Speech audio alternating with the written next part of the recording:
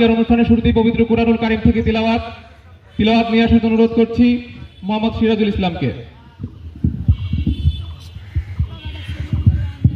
আউযু বিল্লাহি মিনাশ শাইতানির রাজীম। বিসমিল্লাহ।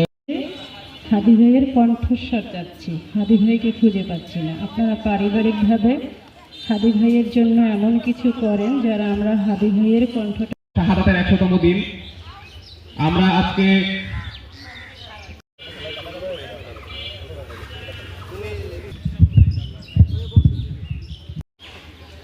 নামে একটি প্রতিষ্ঠানের যাত্রা শুরু করতে যাচ্ছি এবং ওসমান হাদির ভীষণ একটা ইচ্ছে ছিল আমাদের নামে একটি প্রতিষ্ঠানের যাত্রা শুরু করতে যাচ্ছি এবং ওসমান হাদির ভীষণ একটা ইচ্ছে ছিল আমাদের العالمين الرحمن الرحيم عليهم ولا الضالين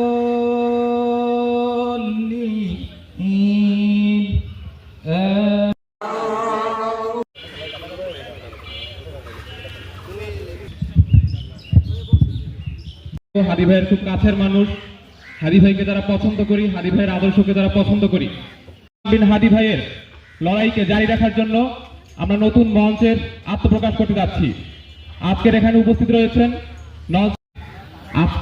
আমরা এই আয়োজন থেকে সরকারের কাছে হাদি ভাইয়ের হত্যার দ্রুত বিচার কামনা করছি। একই সাথে ওসমান বিন হাদির প্রয়াণের এই 100তম দিন, একটু বেশি হয়েছে 100তম দিনের এই অনুষ্ঠান আমাদের করবেন। ইনসাফে রাষ্ট্র বিনির্মাণ করা যায় কিভাবে সেটাকে আপনারা সামনে এগিয়ে নিয়ে যাবেন এবং এই নলসিটি থেকে সারা বাংলাদেশেই